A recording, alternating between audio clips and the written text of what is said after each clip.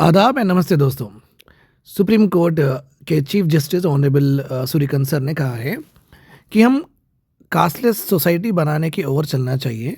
But हम क्या कर रहे हैं, हम सोसाइटी को और भी डिवाइड कर रहे हैं। ये है सुप्रीम कोर्ट के सीजीआई सर और उनके साथ के कुलीग का एक इम्पॉर्टेंट डिसीजन।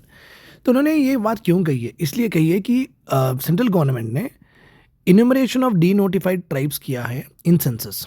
इन्यूमरेशन का मतलब है लिस्ट करना कि कौन से ट्राइब्स हैं हमारे कंट्री में और वो क्या करते हैं, उनकी पर कैपिटा इनकम क्या है, उनका स्टेटस क्या है, वर्ना सिस्टम में वो कहाँ आते हैं, etcetera so and so fourth. उसे ही कहते हैं enumeration of D notified tribes. इसके बारे में हम पढ़ेंगे, बट उससे पहले हम ये भी काम करेंगे कि एक्चुअली ये समझे कैसा, क्यों ये ऐसा ये बोल रहे हैं कि enumeration of D notified tribes census के वजह से सोसाइटी और भी डिवाइड होती है। एज सिंपल एज दैट मैं आपको यहाँ पे समझा दूंगा। देखिए यहाँ पे ये एक बास्केट ऑफ फ्रूट्स है, जहाँ पे पाइनएप्पल है, जहाँ पे तरबूज वाटरमेलन है, जहाँ पे मस्क मेलन है, जहाँ पे बनाना है, जहाँ पे grapes etcetera so and so fourth.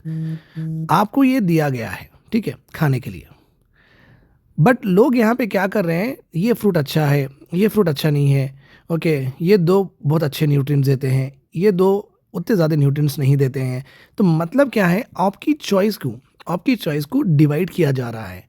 Okay, मतलब अभी लोग क्या करेंगे, अलग अलग फ्रूट्स को अलग अलग स्टीरियोटाइप करना शुरू करेंगे, अलग अलग क्वालिटीज़ देना शुरू करेंगे। सो सुप्रीम कोर्ट के honourable chief justice of India उन्होंने कहा है कि आप जितना कास्ट को लिस्ट करते जाएंगे, जितने अलग अलग कास्ट है सब बताते जाएंगे, उतनी ही दरारें पड़ेंगी हमारी सोसाइटी में। बहुत सही कहना है उनका। गवर्नमेंट नहीं करना चाहिए एक्चुअली, ऐसा देखा गया तो ठीक है। चलो आगे एक्चुअली इनका हम जो भी ऑब्जर्वेशन है वो देखते हैं। राइट, डीनोटिफाइड ट्राइब का मतलब होता है, डीनोटिफाइड ट्राइब का मतलब होता है जहाँ पे आपको denotified means the nomadic and semi nomadic tribe, एन में ही nomadic and semi nomadic. Nomadic का मतलब होता है वो एक जगह से दूसरी जगह जाते हैं और अपना लिविंग करते हैं, मतलब रहते भी वहीं हैं, खाते भी वहीं हैं, सोते भी वहीं हैं और काम भी वहीं करते हैं, फिर वहाँ से जाके कहीं और जगह चले जाते हैं। ओके, वो है नोमैडिक ट्राइब्स। सेमी नोमैडिक का मतलब है थोड़ा सा, हाफ मीन्स थोड़ी जगह, तो अगर एक जगह पे रहेंगे तो थोड़ा वक्त वहाँ पे बिताएंगे, 1 या 2 महीने, फिर कहीं और जाएंगे। इस तरीके से लोगों को कहते हैं सेमी नोमैडिक ट्राइब्स।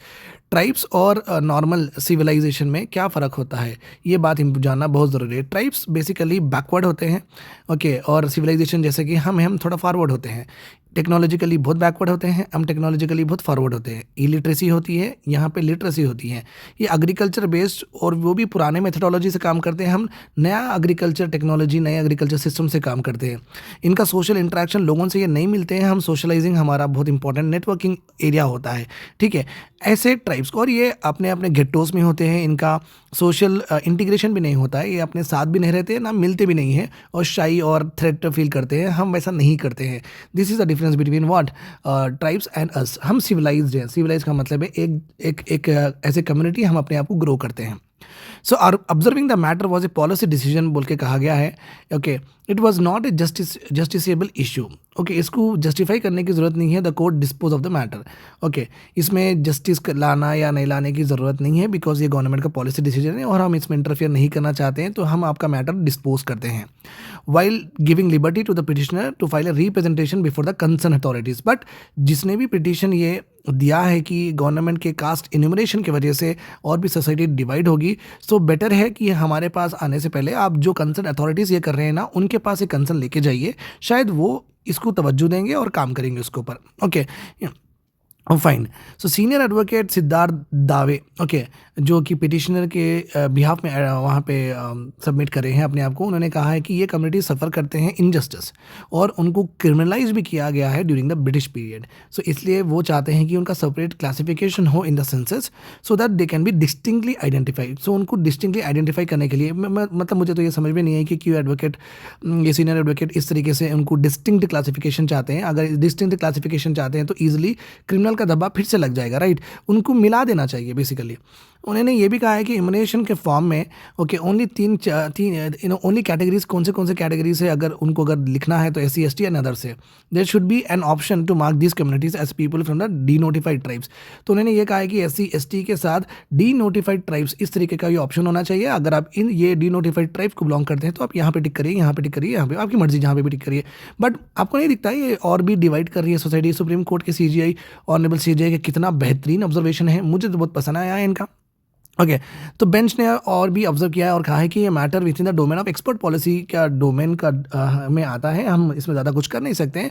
उन्होंने ये भी कहा है इंडिया एक वेरी यूनिक कंट्री है जहाँ पे हम डेवलप करना चाहते हैं कास्टलेस सोसाइटी, जो कि DPSP में ऑलरेडी पार्ट 4 में दिया गया है। हम अगर हम more and more classification create करना सही नहीं है। बहुत अच्छी बात है। They are very calculated moves. उन्होंने ये भी कहा कि गवर्नमेंट अगर कोई डिसीजन लेती है ना तो वो बहुत कैलकुलेटेड मूव्स के लिए लेती है। Then these are not ordinary and innocent claims that suddenly appear before us. Okay fine.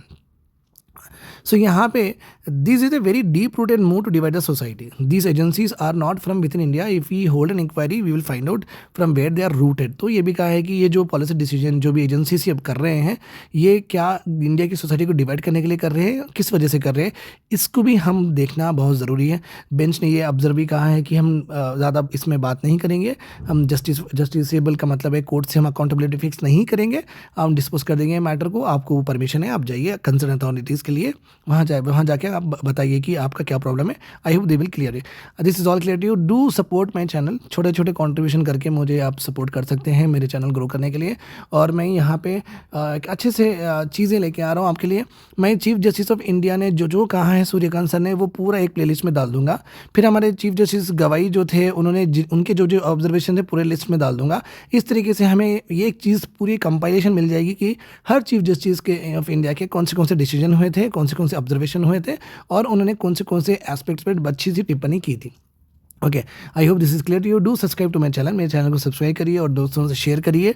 और कभी भी हम AIB के एग्ज़ाम के बारे में बात करेंगे वो इंग्लिश में करेंगे। जब भी हम इस तरीके के सोशल एस्पेक्ट्स और सोशल इश्यूज़ कॉन्स्टिट्यूशनल इश्यूज़ के बारे में जब भी बात करेंगे हम उसको हिंदी में करेंगे सो दैट सबको फ़ायदा हो। ठीक है, डू कॉन्ट्रीब्यूट। मैंने दे रखा है मेरा नंबर, आप डायरेक्टली पे कर सकते हैं या डिस्क्रिप्शन में अकाउंट नंबर भी है।